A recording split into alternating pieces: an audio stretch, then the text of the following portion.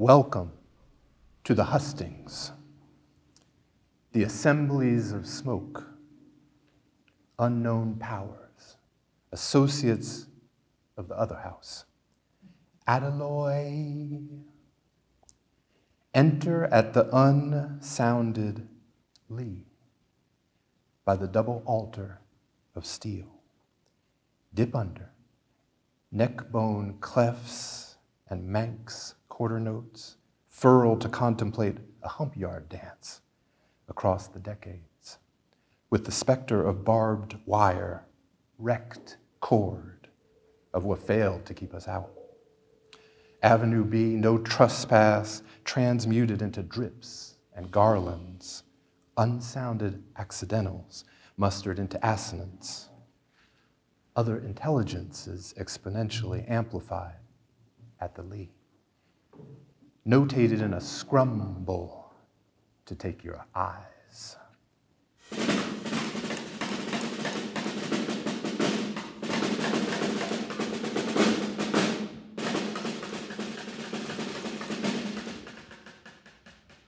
Show them a picture and they want a legend.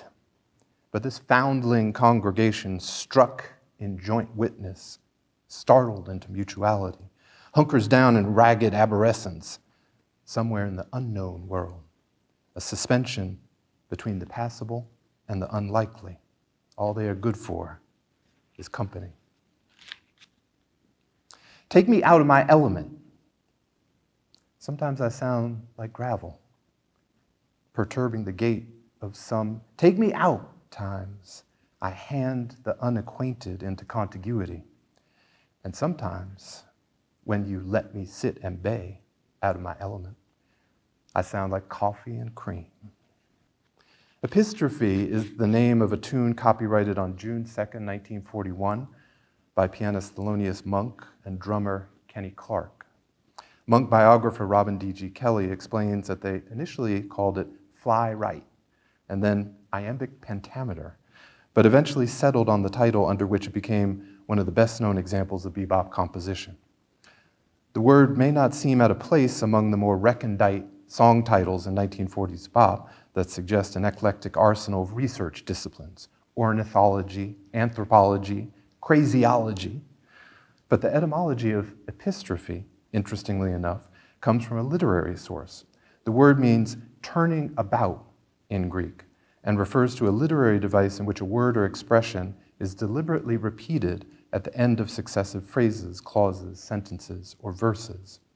Literary critic James Sneed has pointed out that epistrophy is one of the most familiar forms of literary repetition, whereas anaphora involves a repeated word or phrase at the beginning of a clause. Epistrophy places the repetition at the end. Sneed gives the sermonic example, give your life to the Lord, give your faith to the Lord, raise your hands to the Lord. He notes that both epistrophe and anaphora are central devices in the powerful rhetorical repertoire of the Black church. To the extent that the Monk-Clarke tune is an enactment of epistrophe, the main melody, as Robin Kelly observes, is constructed of repeated phrases in which the melodic line turns in on itself. It can be described as a prominent instance of musical composition finding a formal model or inspiration in a literary device. But what does it mean for the work of three visual artists, old accomplices, but masters in their own separate realms, to be gathered under the sign of epistrophe, this touchstone figure of the fertile complicities among artistic media?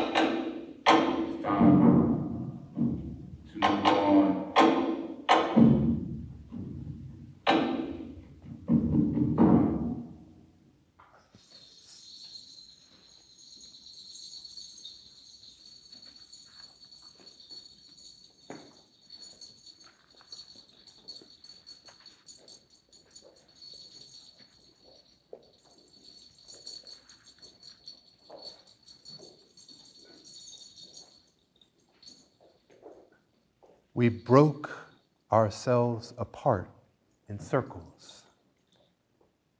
We made ourselves pallets on the floor.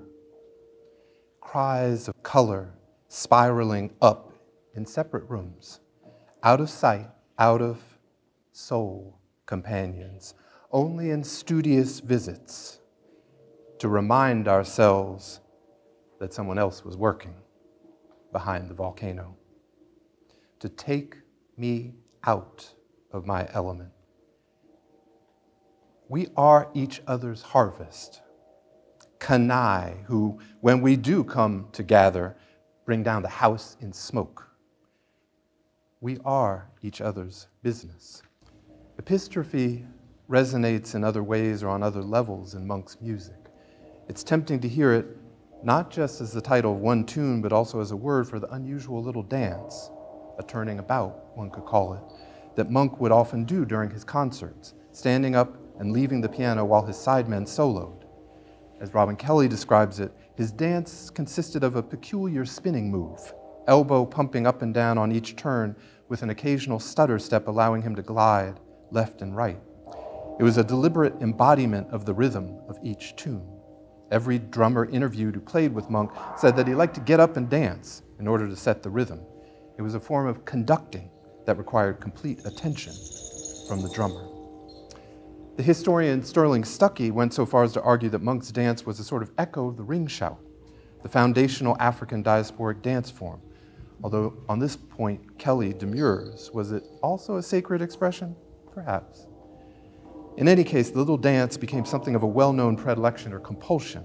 And while Monk did it not just during Epistrophy, but during many tunes, there's something in the lurching chromatic harmony of Epistrophy in particular that seemed to be paralleled or repeated in his physical movements. What's suggestive is the sense of a formal device that, taken into another medium, provides the ground of inspiration, the syntactical cell for a melody, which is then echoed in yet another medium, the body in motion, and even a form of conducting as other players watch the choreography. Epistrophy, then, might be one name for a turning or troping that, in turning, has a tendency to jump the track from one medium to another.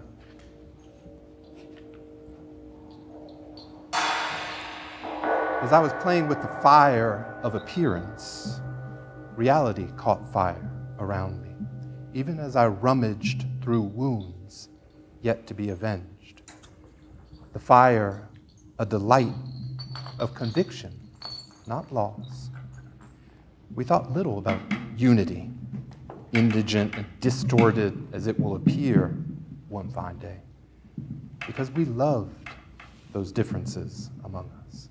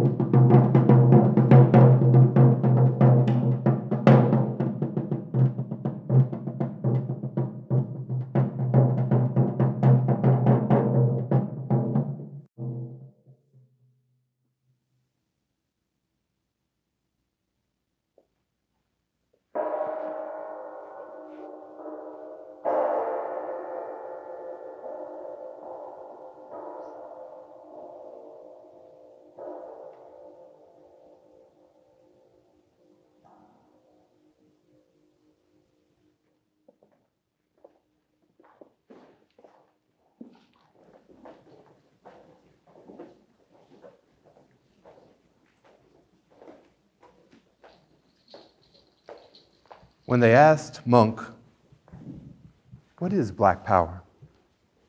he said, "That's when the lights go out." We prep in the shadows, the rhythm section behind the volcano, a critique of the palette detonated in a boutade. Tease things sweating excess and incompleteness into art, our own sweet scoundrel. You have this confusion, lingers in the depths of field. Here is a theory of prevenance. Brown shades and slights come back yesterday to convene in the guise of tomorrow. They do not wish to remain what they once were.